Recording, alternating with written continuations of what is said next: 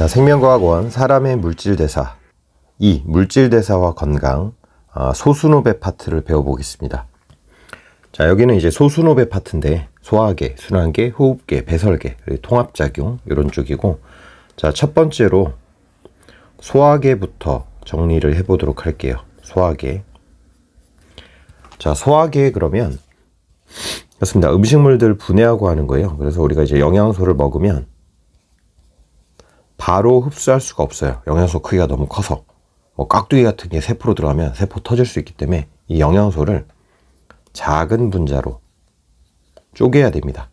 그래서 이 작은 분자로 분해하는 반응이 일어나고, 그 다음에 이제 소장 내벽으로 해서 흡수가 일어나게 되는데, 요게 이제 소화계의 주 역할이 되고요. 결국은 분해를 했기 때문에 이화작용이라는 거 알 수 있죠. 이화작용. 그리고 왜 작은 분자로 쪼개야 되냐? 바로 세포막을 통과하기 위해서. 세포막을 통과하려면 어느 정도 분자 크기가 이제 작아야 되거든요. 간단한 그림을 그려서 생각을 해보시면 좀 좋은데, 이거는 여러분들도 쉽게 그릴 수 있는 겁니다. 그냥 이렇게 그려보세요. 그리고 이런 식으로. 그래서 여기가 입이고요. 냠냠. 여기가 위. 음식물 지나가는 길이니까 여기가 식도. 그 다음에 여기가 소장입니다. 지금 감기 걸려가지고.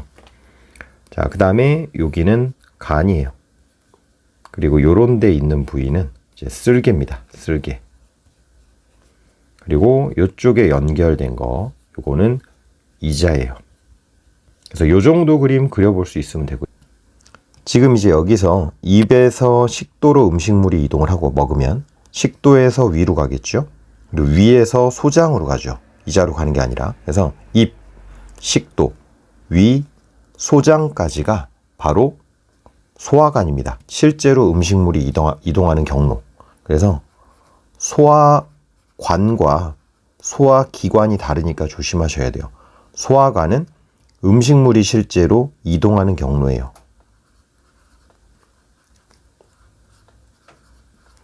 그 다음에 실제 음식물이 이동하진 않지만 소화를 돕는 기관이 있습니다. 보조해주는 기관.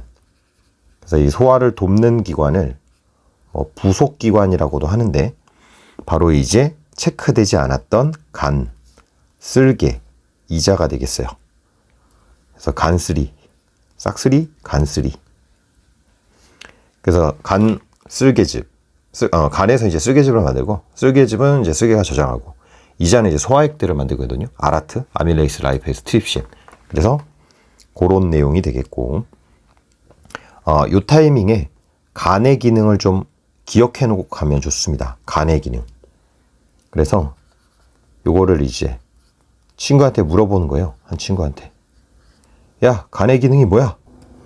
근데 모르나 봐요. 그래서 글쎄요. 글쎄요? 정답. 자, 간의 기능 글쓸료. 글쓸료. 그래서 글쓸료로 외워주시면 되겠어요. 글리코젠 합성, 쓸개즙 합성, 요소 합성. 자, 동화작용이 이제 일어나죠. 주의하실 것은 간에서 알코올 분해를 하죠. 술 먹고. 그래서 이화작용도 일어나는 거예요. 사실 우리 몸에 있는 대부분의 세포, 조직, 기관들은 동화, 이화 대부분 다 일어납니다. 글쓸료. 잘했어. 자, 간의 기능까지 조금 알아두시고요.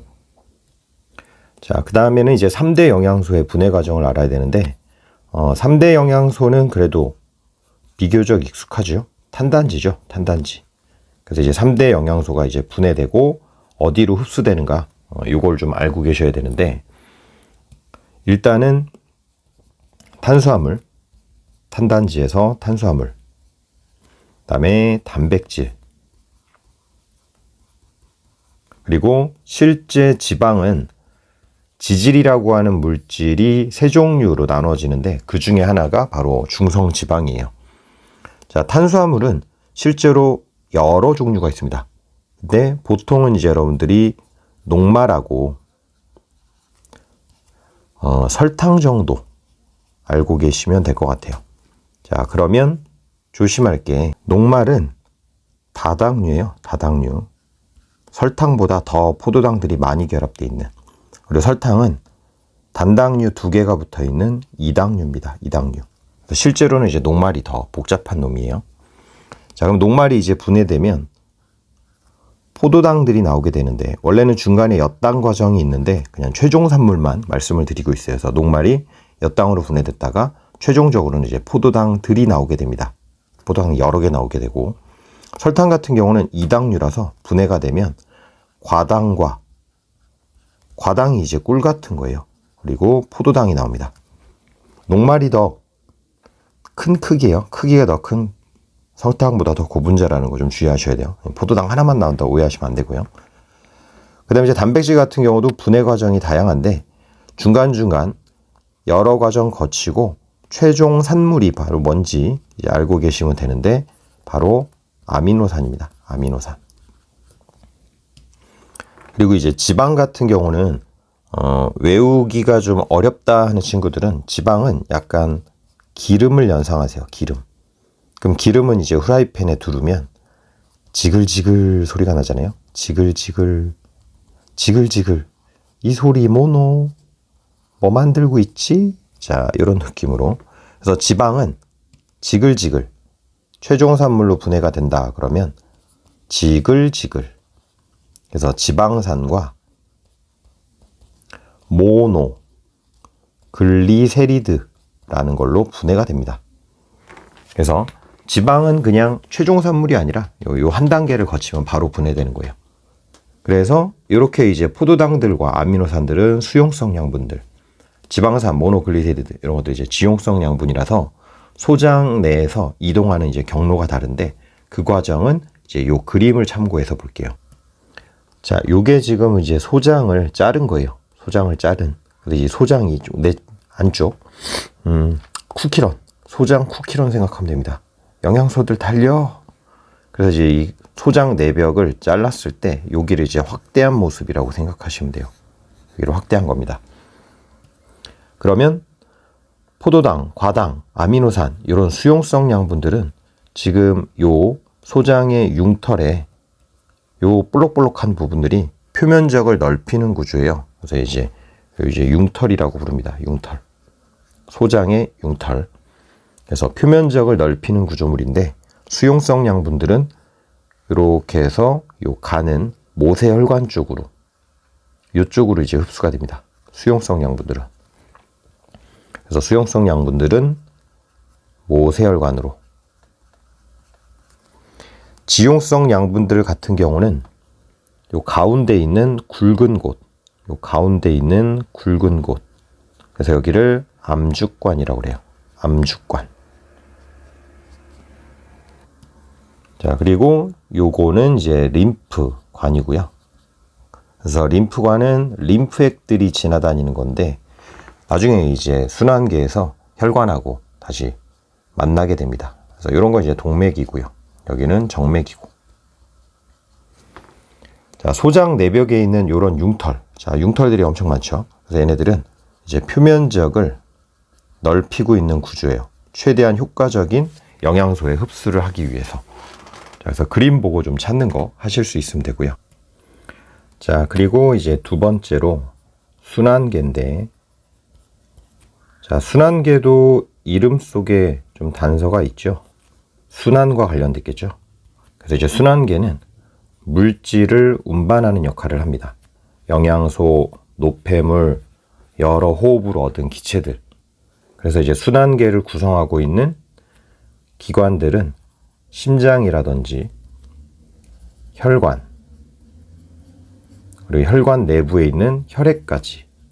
그래서 피랑 관련돼 있는 움직이게 하게 미는, 그리고 실제 움직이는 통로, 움직이는 물질들. 자, 이런 것들이 순환계에 속하고요. 혈관 같은 경우는 아까 이제 물질 흡수를 할 수 있는 모세혈관을 봤는데, 이 혈관의 종류 중에서 동맥하고 정맥을 잘 구별하셔야 됩니다. 동맥하고 정맥을. 그럼 이제 동맥하고 정맥을 나누는 방법은 뭐냐면, 동맥은 방향으로 찾는 거예요. 심장에서 나오면 동맥입니다. 어디로 가든지 간에 심장에서 나오면 동맥이에요. 자, 그래서 암기하는 방법은 동 나온다. 조금 더럽나요? 그럼 정맥으로 외워도 됩니다. 아, 너무 추워. 이제 그만 들어가정. 자, 들어가면 정맥입니다. 그래서 꼭 방향성을 가지고 찾아야 돼요.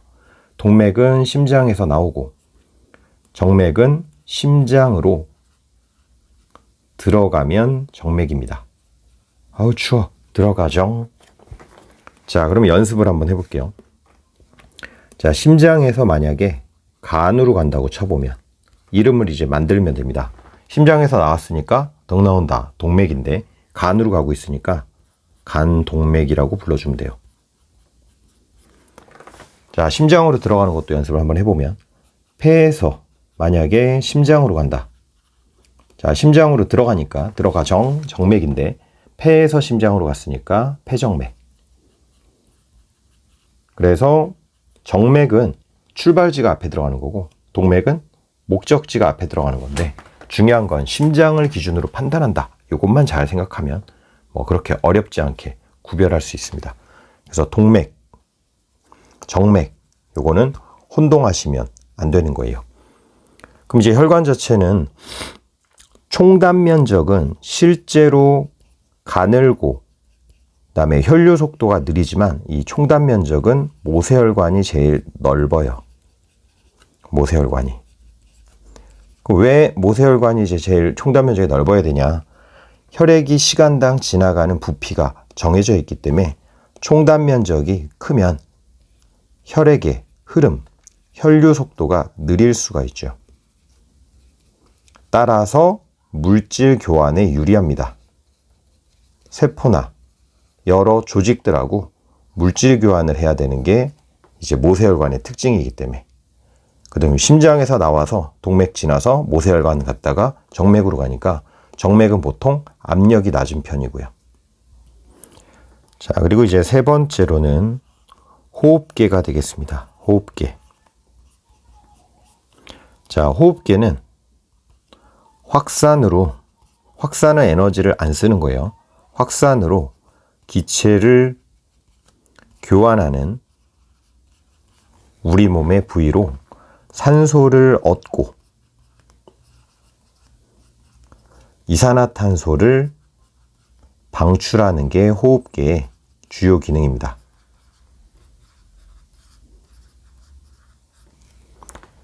자, 그래서 이제 간단하게 그림을 보고 각 부위 명칭을 알아야 되는데, 자, 요 사람을 이제 보시면 여기가 이제 코죠, 코. 그래서 코도 호흡계에 속하고요. 공기가 이제 쫙 하고 들어오면 기체가 지나다니는 관을 통과해야 된다. 그게 이제 기관의 뜻입니다. 그래서 이게 이제 기관이에요. 그 다음에 폐 근처에 가면 나뭇가지처럼 이렇게 갈라집니다. 나뭇가지. 그래서 기관지라고 그래요. 기관지. 때문에 감기 걸려서 지금 기관지가 안 좋은데. 그래서 요 기관지, 요 부위. 여기도 있고. 그 다음에 요거는 바로 폐가 되는 거죠. 폐. 자, 그러면 폐를 이제 좀 더 확대해서 들여다보면 이렇게 이제 확대를 해보면 기관지 안쪽에 또 나뭇가지 같은 게 있어요. 그래서 약간 세밀하다, 세세하다 이런 거를 세기관지라고 그래요. 세기관지. 그리고 각 기관지 부분에 동글동글한 주머니들, 폐 속에 있는 주머니들. 그래서 이제 폐포라고 합니다. 이 동그란 덩어리들. 그리고 이 폐포 주변에 이렇게 빨갛게 모세혈관들이 싸고 있어요. 그래서 얘네들은 이제 모세혈관입니다. 결국 폐포도 아까 융털처럼 표면적을 넓히는 구조예요. 최대한 효과적으로 기체를 운반하기 위해서. 자, 그럼 요 폐포도 확대해서 한번 보면, 자, 여기를 이제 확대해 보면 이렇게 이제 요게 바로 폐포입니다. 얘가 이제 폐포 하나고 요게 이제 혈관이에요. 그래서 혈액이 이동하는 방향이 이쪽이라고 그냥 가정을 해볼게요. 자, 혈액이 이제 이쪽으로 흐르고 있다. 그러면 심장에서 나와서 폐로 갔으니까 덕 나온다. 여기는 폐동맥 쪽이 되는 거죠. 폐동맥. 그러면 얘네는 이제 모세혈관이 되는 겁니다. 그리고 충분히 기체 교환하고 심장으로 다시 들어가겠죠. 들어가 정. 자, 방향은 이쪽이었고요. 그러면 들어가는 거니까 폐. 들어가 정. 정맥이 되는 거죠. 그래서 세포호흡으로 만들었던 노폐물인 이산화탄소는 이렇게 이제 폐포한테 넘겨주고, 그 다음에 이제 산소는 이렇게 다시 혈액으로 받게 됩니다. 산소는. 그래서 이제 폐포는 기체 분압차에 의한 확산으로 에너지 사용을 하지 않고 이렇게 이제 혈액과 기체 교환을 하게 돼요. 자, 그리고 이제 네 번째로 배설계인데요. 배설계. 자, 배설계의 역할은 당연히 이제 이름 그대로 노폐물의 배출입니다. 그래서 생명활동으로 만들어진 부산물들을 방출하는 과정이고, 배설계에 속하는 기관은 콩팥, 콩과 팥처럼 생겼다. 신장이라고도 합니다. 그 다음에 오줌관, 오줌이 지나가는 관이 되겠죠. 방광, 오줌을 저장하는 장소. 요도, 오줌을 배출하는 부위. 자, 여기서 이제 주의하실 것은 대장이 이제 변을 만들잖아요. 변. 그래서 대장은 배설계가 아닙니다. 얘는 소화계예요. 소화계. 그래서 조심하셔야 돼요. 덩은 생명과학에서는 배설물이 아닙니다. 배변물이에요. 그래서 배설은 다 쓰고 버리는 것만 배설이라고 합니다. 자, 배설계에서는 탄단지보다 탄지단 순서로 하는 게 더 좋아요. 탄지단. 자, 요렇게 탄지단으로 외우는 게 배설은 좀 더 좋아요. 그리고 얘네들의 이제 공통점은 C, 탄소, H, 수소, 산소를 모두 가진다는 거. 그리고 요 단백질만 추가로 N을 가지고 있습니다. 질소를.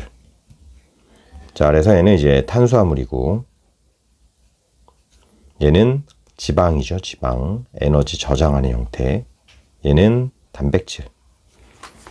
그러면 탄지단 모두 CHO를 가지기 때문에 세포호흡의 결과로 CO2랑 물은 공통으로 다 나오게 돼요. CHO를 가지고 있는데 이게 완전 연소되면 CO2랑 물로 바뀌니까. 그래서 탄수화물이 분해돼도 이산화탄소가 나오고, 지방이 분해돼도 이산화탄소가 나오고, 단백질이 분해돼도 이산화탄소가 나와요. 그리고 탄수화물이 분해돼도 당연히 물이 나오고, 지방이 분해돼도 물이 나오고, 단백질이 분해돼도 물이 나오게 되는데, 요 CO2는 이제 그러면 어떤 식으로 배출이 되냐 이러면 바로 폐를 통해 날숨으로 배출이 됩니다. 날숨으로. 자, 여기서 이제 조심해야 될 거는 이산화탄소는 오줌으로 버려지진 않아요. 이제 콩팥에서 오줌을 만들어서 이제 버리는데 CO2가 일로 가지는 않습니다. 탄산오줌이란 거는 없을 테니까요. 그래서 이산화탄소는 날숨으로만.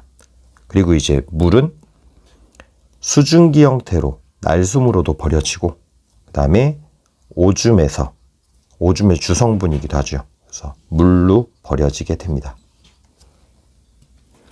단백질만 추가적으로 이제 질소 노폐물이 만들어질 수가 있는데, 대표적인 질소 노폐물이 바로 암모니아예요. 암모니아. 근데 이 암모니아가 독성이 크기 때문에 이 암모니아를 아까 봤던 간에서 요소로 합성을 합니다. 이건 일종의 동화작용이 되는 거죠. 그리고 콩팥을 통해서 오줌으로 배출해요. 그래서 질소 노폐물이 만들어지는 거는 단백질의 분해 산물인 암모니아의 처리 과정에서만 나타난다는 거. 배설이지만 소화계인 간이 관여한다는 거. 그래서 이거 꼭 연습을 하시고, 결국은 지금 이 탄지단이 CO2나 물로 바뀌어지는 것은 모두 세포 호흡의 결과입니다. 세포 호흡의 결과. 그리고 주의할 거는 탄수화물을 바로, 지방을 바로, 단백질을 바로 예로 쓰는 게 아니라 소화 과정 거쳐가지고 탄수화물은 단당류 같은 게 되고, 지방은 지방산 모노글리세리드 되고, 단백질은 아미노산이 됐을 때 걔네들을 세포 호흡 과정에서 이용하고 이제 CO2나 물 같은 부산물들이 생기는 거예요. 자, 그래서 물질 대사와 건강 첫 번째 내용으로 각 소화계, 순환계, 호흡계, 배설계, 소순호배 특징들을 한번 쭉 살펴봤습니다. 자, 통합적 작용으로 이제 이어서 또 설명을 드리도록 할게요. 소순호배 기본 내용은 여기까지입니다.